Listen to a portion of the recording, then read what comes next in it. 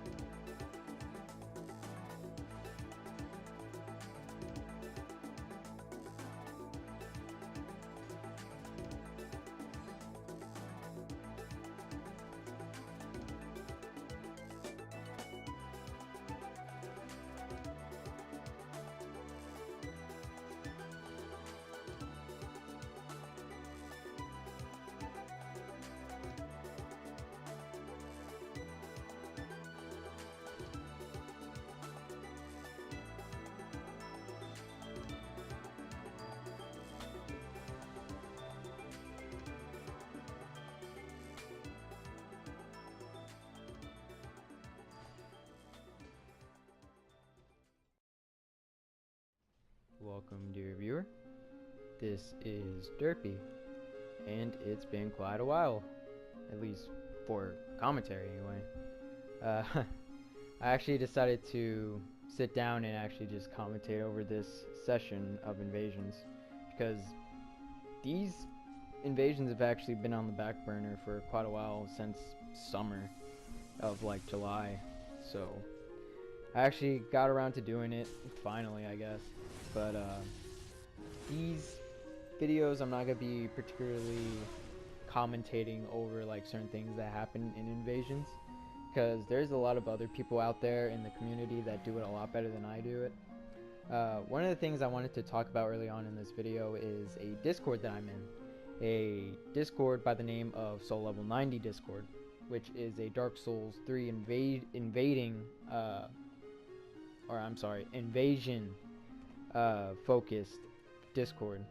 One of the members in the Discord, if you're an invader, you probably already know him. He goes by the name of Saint Riot.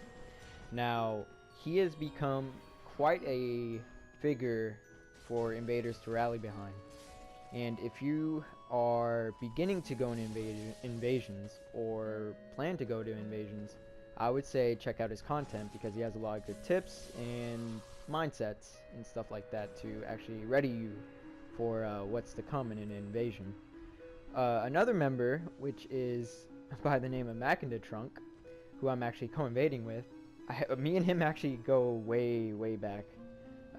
This session was before I joined the Discord, and I actually found him in the Discord.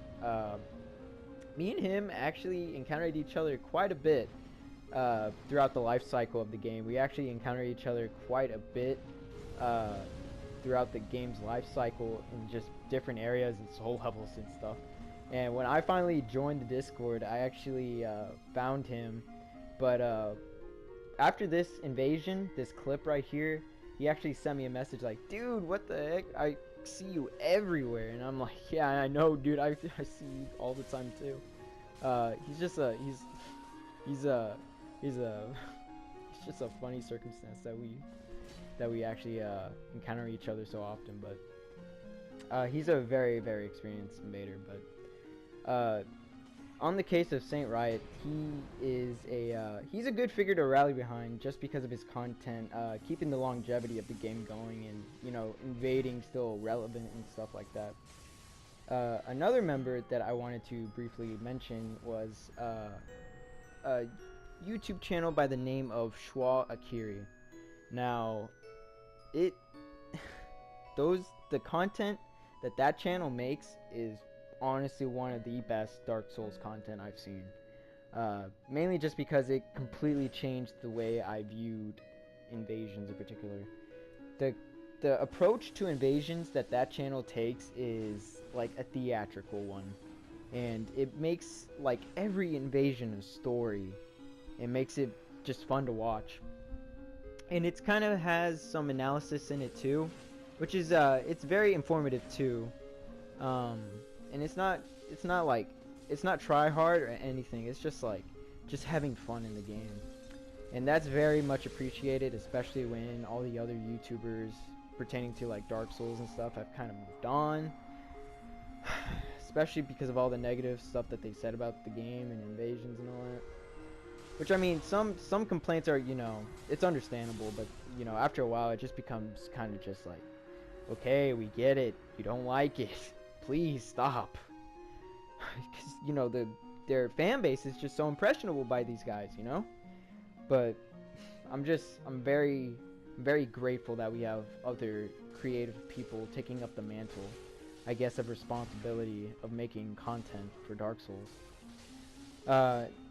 And two other YouTubers I kind of wanted to mention that I kind of learned a few things from was iamamish and Pincognito. Now, those two YouTube channels are pretty small, but their content is honestly really good. And the reason for that is because they're very informative pertaining to invasions and stuff like that. If you want to learn about PvP analysis and stuff, I would say their commentaries are probably one of the best that I've probably seen. But they're kind of underrated. iamamish, I actually encountered iamamish like in the very release of the game. I remember he actually sent me a message during my dueling days. I actually encountered him in the Pontiff backyard or whatever for a duel or whatever, and he actually messaged me like, hey man, GG, that was a really fun fight. And I messaged him back, you know, like, GG, that was an awesome fight too, like, you gave me a run for my money. But I kind of know him a little more because I kind of talk with him here and there, but in the Discord and stuff. But he's a genuinely, like, he seems like a very genuine dude. So and also Pincognito, I don't know him as much as I do iamamish, which isn't too much, but Pincognito also seems like a very nice dude, so if you want like good commentaries, I would say check out those channels because they have some very good informative content. Now that's the type of style I'm like I can't do. Like I can't really explain why I do what I do, and like get my point across. Like I could explain it, but like some things I'm just like I can't really go step by step as to why I did this or that, you know. So that's just me. So with these I'm just gonna kind of ramble about just different things, I guess. Whatever comes to mind. Even right now I don't even know what I'm gonna talk about. I'm just kind of going by the book. So, but we are invading at Archdragon Peak at soul level 90. And I'm using a miracle build. The main reason why I wanted to use a miracle build was because of some experimentation that I wanted to do pertaining to buffs and stuff like that. Because in my other video, my Crusader cosplay, I noticed that during one of the segments in it, I actually used the Lothric War Banner, and I actually noticed that the weapon art, the attack buff, applied to the enemies when I was an invader. And I was like, huh, I wonder, if I use a miracle build, will my buffs apply to them as well? And lo and behold, whenever I used some of the buffs that I use in this build, it actually worked. They actually got it. Now, it's not the best, mainly because I'm not using any miracles for buffs or healing or anything like that. But I'm using the Sunlight Straight Sword and the Philionora's Chime weapon art. And that's because of the effects that they both have, which is AoEs. They have, the Sunlight Straight Sword has a weapon art to where it increases defense and attack, just a little bit. And it doesn't last for too long, I think about like 45 seconds, I think. And the Philionora's Chime applies a slow regen to yourself and any other allies that you have. And the game treats it as, if you're an invader, the enemies are your allies, so anything that you apply to yourself and is an AoE, it will apply to them too. So that's something to keep in mind if you're going to go with the miracle build. But the offensive miracles that I'm using, I'm not even going to touch on lightning arrow. If you played the game for a while now, at least at high soul level, you already know how absolutely crazy the lightning arrow is. Like the cornerstone of any miracle build, honestly. But another miracle that I wanted to try was Wrath of the Gods.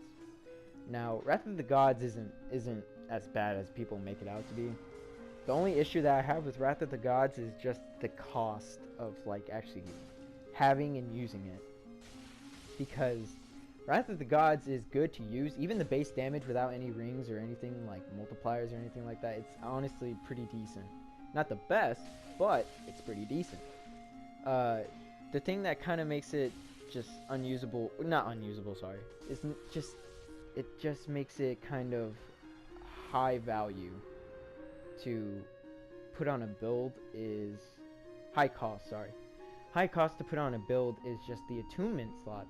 That's the only real thing for me. Like the FP costs I can deal with, the time it takes to cast I can deal with, and like the range of it is honestly pretty good, so I can't complain about that. It's just the attunement slots, man. The attunement slots just kind of make it kind of undesirable. You can use it, and you can use it very effectively. You can use it as, you know, damage, crowd control, pushing people off ledges and stuff. But like, it's just the 2 attunement slots. You could put 2 other miracles or casting in it and get more value from them, like heals or another buff like Sacred Oath. So that's the only issue I have with Wrath of the Gods now.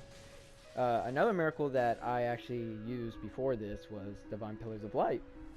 And I actually like Divine Pillars of Light, but more often than not, whenever I cast it, I always get bombed whenever I cast it, or I either get backstabbed. If I had to make that miracle better, you know, just make the pillars, you know, thicker, I guess. I don't know, but just like the random pillars coming out of the ground, it's pretty cool. Like, just the animation and all that, it's cool, but, you know, it doesn't do too much damage and all that, but, you know, it's an AoE, so I was like, I'll try it out. probably your best AoE miracle is probably just going to be Lightning Storm, but that costs quite a bit, I'm sure. A lot of faith, and I'm pretty sure 2 attunement slots as well, but you know, it does good damage from what I've seen, so I would probably have to try it out. The weapons that I'm going to be using is, well, just one in particular, is the Lothric Knight Straight Sword, which is also infused with lightning. Mainly just because I'm more experienced with straight swords and they're probably like the easiest to use and like to do well with. And also because it's just, it was low in weight, and since I am using the Prisoner's Chain, I wanted to have some decent defense over, to just kind of mitigate the loss and absorption that I'm going to suffer. So I could have used the same Bident and see how that could have turned out, but I kind of just stuck with the straight sword because of the weight mainly.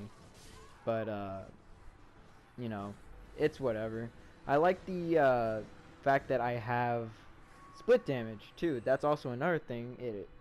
Just having a caster build and having a weapon infused actually helps out a lot with turtles and stuff because you do chip damage. And a couple of occasions I would see a lot of people just start to run away or just roll because they just didn't want to block because they were taking a lot of chip damage. So caster builds, I remember in the very early stages of the game, I remember quality used to just reign supreme. You wouldn't see too many other type of builds, and that's kind of just, it's shifted away from that at this point. You know, a lot of other people are doing like dark builds and stuff like that, and it's very, very effective now because the buff that they received over the lifetime of the game, and the chip damage, so you can't really block effectively against them. Now there's shields that can like mitigate the damage, but it's still there, you know. So but using a casting build is kind of, it's weird, at least for me, because I mainly just use weapons and stuff to do damage and stuff, using like a crossbow or like bombs and stuff like that. But it's just, it's management.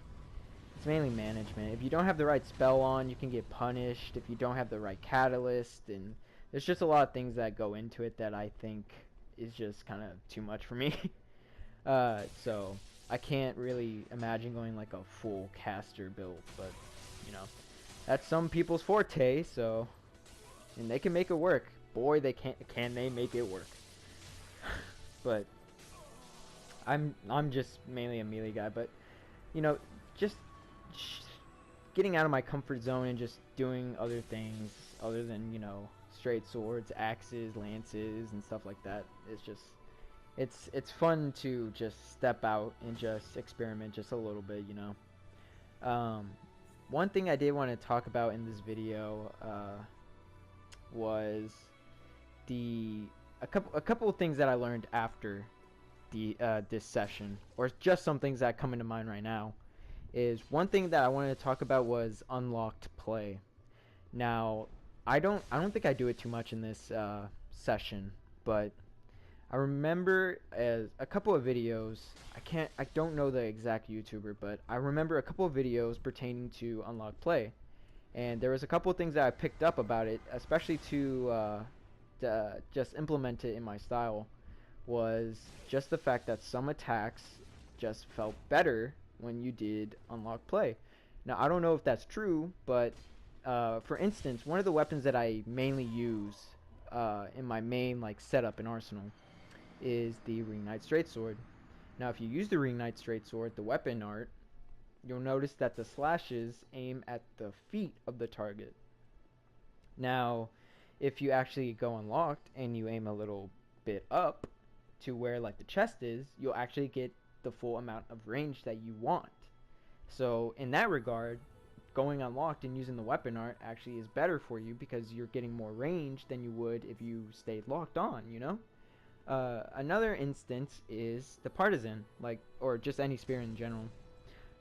Partisan, or why do I keep saying that? I'm just so used to the partisan. The spear, okay, like a spear, any spear. you'll notice that the tracking is pretty decent, you know. Especially not one-handed, two-handed is pretty decent. But once someone rolls behind you, then it becomes an issue because you'll more than likely just miss. And in that regard, you could just roll away and just be safe. But one thing that I picked up just from using like the spear and just going unlocked is that you can actually punish them for that. You can, well, if you're using a partisan, you can either do an R2 or you could do another R1. But the thing with an R1 is that the tracking is decent, but it's not going to be enough to where you can turn like a full 180 and like hit them. So what you need to do, I don't like, okay, before I get even further, I don't know if this is placebo, you know, I don't know if this is accurate. I don't know the data behind it. I am not a data dude or whatever. I don't go too in depth in these things. I just do what works for me, you know, so just take what I'm saying with a grain of salt and just, you know, hear me out. Now, spears. Whenever I go two-handed and I do an R1, I hit them, and if they get out of it, they'll try and go behind me, right? Now, what I do, instead of staying locked on, what I'll do is, first, I'll stay locked on, but when they roll behind me, I'll go unlocked, I'll initiate my R1, and before they get out of their roll to attack me, I'll turn my camera around, so my character will turn around, and he'll do an R1 behind me, but right before I do my strike, I'll lock back on, and the tracking, nice little co-op here, by the way, but the tracking will usually land my hit to the target. And, you know, that, it's kind of hard to explain. I can't really, like, I can't explain it in words too well, but, like, if you take what I say and just envision it, then maybe you can come up with how it is and stuff, but it's just whatever, I guess. But another thing that I kind of touched on my last commentary was another thing, which I don't know is placebo or not, is bomb throwing. How I throw bombs is I'll stay locked on.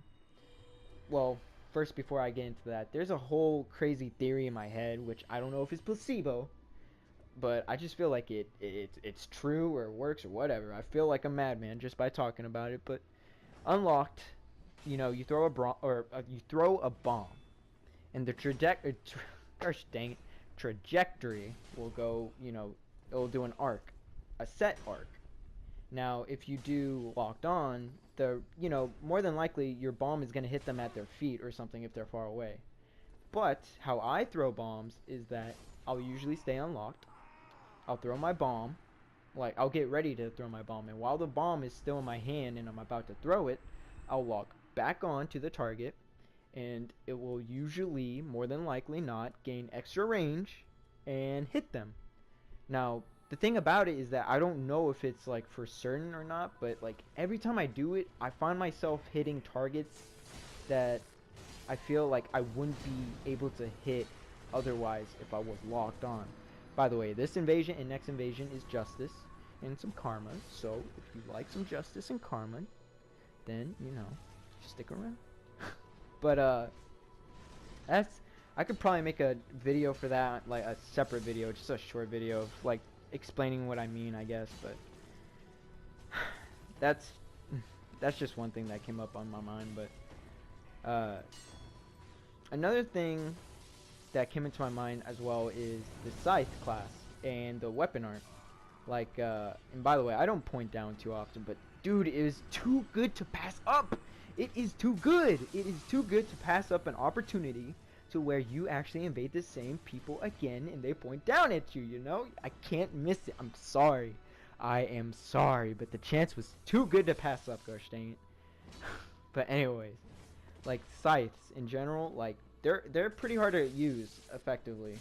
And, you know, the weapon art itself is kind of iffy because the arc of the swing is kind of weird and the hitbox is weird to land a hit stun and all that, but or a headshot, I'm sorry. But if you go unlocked, I find myself, like, when I use them, by the way, I'm sorry, but I had to do the twirl and also I had to rub it in a little bit, just a little rubbing. Anyway, sorry. Anyway, scythes. Whenever I use the weapon art, the next swipe, I use the great scythe, by the way, not the Corvian. I used the great scythe. The weapon art, the next swipe, I go unlocked and I aim to the side, to the right, a little bit, so the swing, because, you know, it goes from right to left, up to down, and kind of like a perpendicular, I would say, strike. So, you know, if you're, it's weird. If you're locked onto someone and they're right in front of you and you initiate the weapon art, then more than likely it's gonna like swing right over their head, or it's just gonna hit their chest or something. And, you know, you'll get the hit, but you won't get the headshot, which is kind of what you want.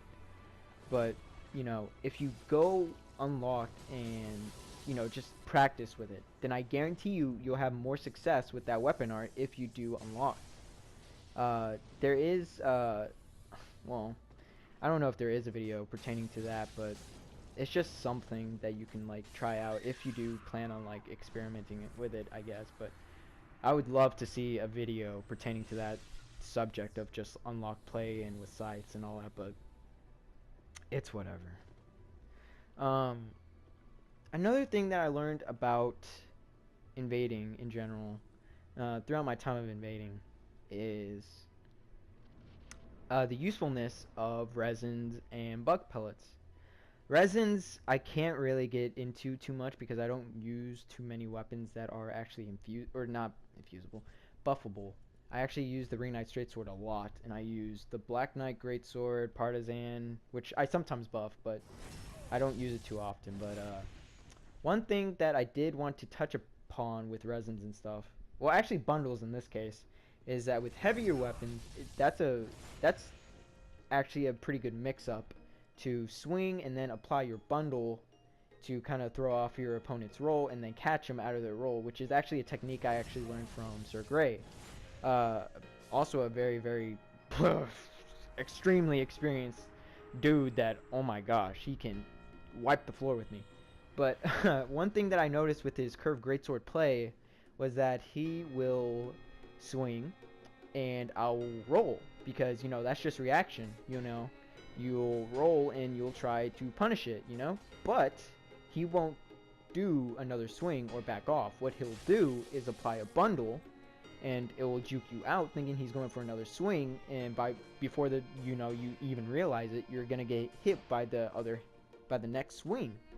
So, you know, doing a swing and then applying the bundle and then swinging again, that's a very good mix-up. Not just with curved greatswords, but with ultra greatswords and hammers and all that too. So, and also the damage increase is quite a bit. It only lasts for a little bit, but the damage you get from that bundle is absolutely crazy. So, just something to keep in mind. And also bug pellets. I honestly don't understand why I don't see bug pellets used too often, because they're very, very useful. Now, if you're using a green blossom to buff yourself with that stamina regen, then, you know, that's understandable. But if you're not going to do a buff with, like, a stamina regen or anything like that, go with the bug pellet. If you notice your opponent is using a certain type of element of damage, like lightning or magic or fire or dark, apply a bug pellet, because that reduces damage by, I believe, 15%. At least that's what it says on the wiki anyway. It says 15%. I don't know if that's just PvE. It probably is just for PvE, but you do get reduced damage, and it lasts for 2 minutes. So it and it looks fashionable. Gives you that nice little aura, that little color scheme, which is also pretty cool. That's just bonus, but you know, honestly, you should apply either a bug pellet or a green blossom, or dare I say, the almighty moss fruit.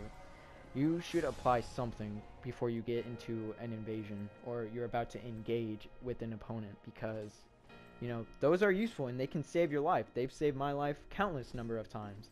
They've saved me like 2 extra hits of, you know, of life that I could have, like, lost if I didn't apply the bug pellet and stuff like that. But it's just, you know, It's just something that I learned while invading a little bit. Just some like things that I could add to my repertoire. But using a faith build, back on that, you know, sorcery and pyromancy kind of have it cut out for them just because of the casting that they have. It's just compared to lightning, they don't have, or lightning doesn't have too many like very great offensive casting abilities. They have lightning spear, but you know, if you want to get the full damage, you have to be really, really close.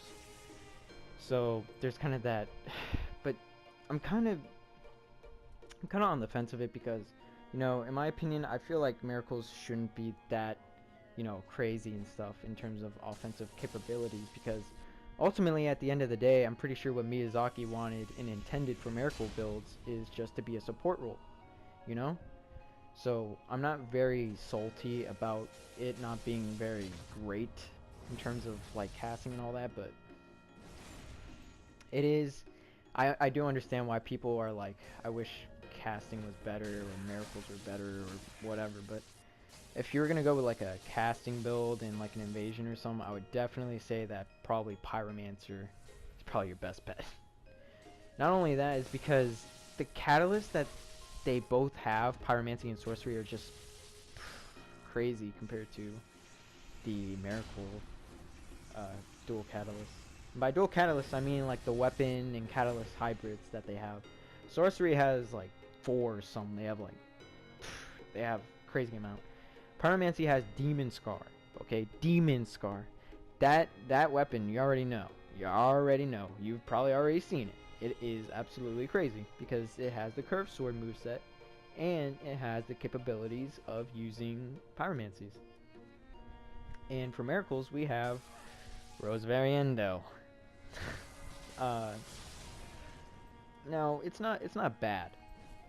The only problem I have with it is just compared to the others, the weapon and catalyst hybrids, I'm just like, compared to that, it's just like, why, man? Why is it kind of bland, I guess? Like, it does have bleed, and I believe it's unparryable, and, you know, when it's buffed, it actually does a lot of damage. But the buff just, it takes so long to cast. It takes like a full, like, 4 seconds, you know? You get on your knees, you whip yourself like 2 times, and then you get the buff, and it takes a while. It's just like, ugh. But, you know, maybe I could experiment with that and see how it is in an invasion, because, you know, I've only used it like, I think like twice, and so I can't really give a fair assessment to it, but Lord help me when I get to that point whenever I use that weapon. But I'm not expecting it to be like terrible. I'm just gonna be like, I'm just gonna expect it to be not as great as Demon Scar and stuff like that. But it does have hyper armor, so maybe I could see what I can do with that.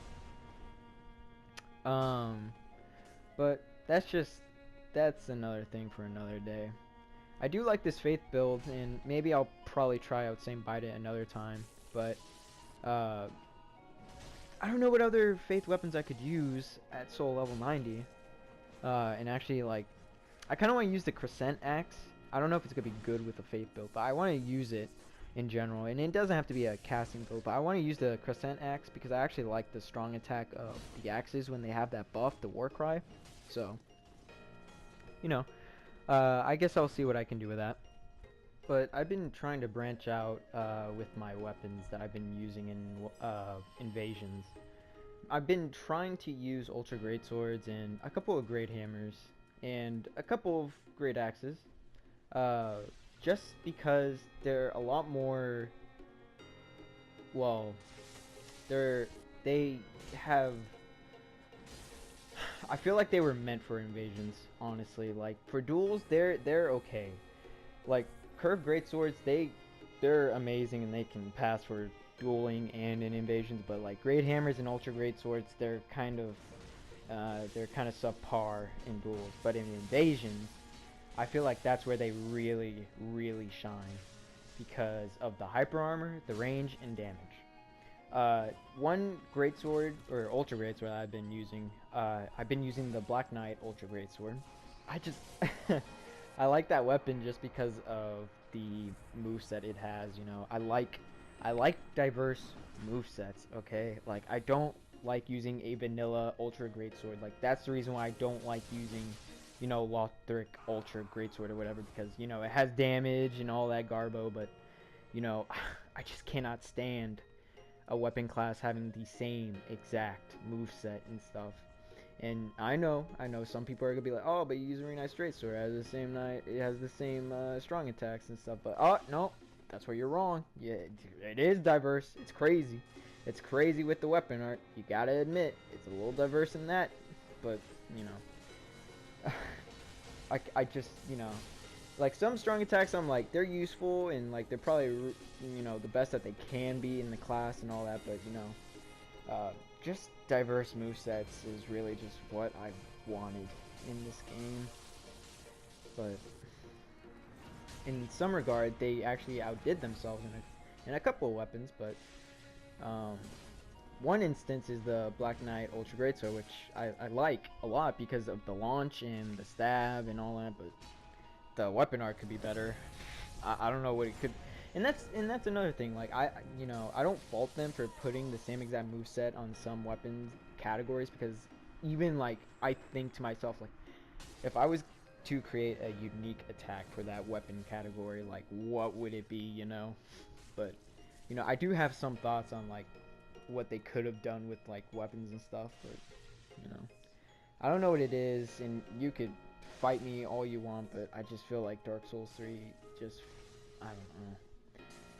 In some, you know, aspects of it, I just feel like we're either implemented late or implemented poorly or something. I don't know what it is. Lack of development time, lack of funding, or whatever. This game just feels a little off to me. I don't know what it is, but some decisions that they made, I just, like, in my head, I don't think they would have made the decision that they had if they had, like, full control over their product, you know? But there's a lot of other theories about that, but I don't know half of it. But it's just something feels off about the game. But that's another topic for another day. But ultra weapons, you know, heavy weapons. You know, when you're using a heavy weapon, it's important to keep in mind that when you swing, you're making a commitment, you know. You're making a commitment, and you better hope that that hit better connect with someone. Because if it doesn't, you're either going to get punished by multiple R1s, or you're going to get backstabbed by some other dude. So you got to make sure that you time your R1s and mix-ups really, really well. So just keep that in mind if you're going to go with an ultra weapon. You know, you can't just walk up to someone and do an R1. Well, I mean, you can, and it will probably work a couple of times because of, you know, the host and Phantom being as quote-unquote derpy as they are. But, you know, once you face a experienced opponent, you can hit them with great hammers and all that. Just make sure you got some good mix-ups, because once they figure out a pattern with you, you better start mixing it up even a little bit, because, you know, after they start recognizing your patterns and stuff, that's when it becomes really, really difficult to take on a very high-skilled opponent. But I feel like the best, like, great weapon that you could probably do is probably a curved greatsword. A curved greatsword. Sorry, I don't know if I said that. I don't know. Or you could use a greatsword, or, you know, whatever. But a curved greatsword, the thing that about it is just like it has ultra greatsword damage, and it has like speed. It's just like it's probably one of the best ones out there for like really good damage and like hyper armor and stuff like that. You could use a greatsword, but like you have a bad running attack or like, you know, chase down. Whereas a curved greatsword, you have the complete package. You have good damage, speed, you got a great pursuing attack and stuff like that. But you know, I remember in Dark Souls 1 curved greatswords, there was only like 2. There was the Murakumo. I remember freaking Murakumo was crazy in Dark Souls 1. And I remember the Grave Lord Greatsword, I believe it was called. And I actually like that weapon a lot. I remember using it for a little bit, mainly because of Toxin. And that's another thing that's not in Dark Souls 3. a weapon that inflicts toxin. Gosh dang it. But, you know, it's whatever. But, curved greatswords really just, like... I remember in the beginning of the game, no one really used them, and then, I mean, I encountered a couple good, curved greatsword users, but, I never really met a very skilled curved greatsword user up until I fought Sir Gray. And I can bet money that he probably, like, used it in the very beginning of the game, so... That's probably why he's so very diverse and crazy with that weapon, but... this, session is kind of coming to an end, but, I do like making these. I just kind of wish I had a lot more time and I was a little more energetic when I did these videos, but, you know, if you enjoyed, thank you, and I'll leave links to the description of the channels that I was talking about, and you should give them a look because they have like hours and hours of good content, a lot better than me. But if you like what you've seen, you know, stick around. This has been Derpy. I'll see you guys later.